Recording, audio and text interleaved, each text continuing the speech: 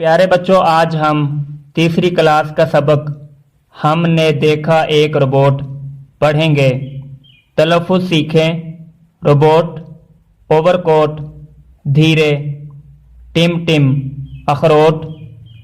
हमने देखा एक रोबोट, पहने था वो ओवरकोट, धीरे धीरे चलता था वो, टिम टिम जलता था वो। नाक थी उसकी आलू जैसी, आंखें थीं जैसे अखरोट। हमने देखा एक रोबोट, पहने था वो ओवरकोट, अच्छा सा एक नाम था उसका, चलते रहना काम था उसका। फौरन वापस मुड़ जाता था, कहते थे जब उसको लौट।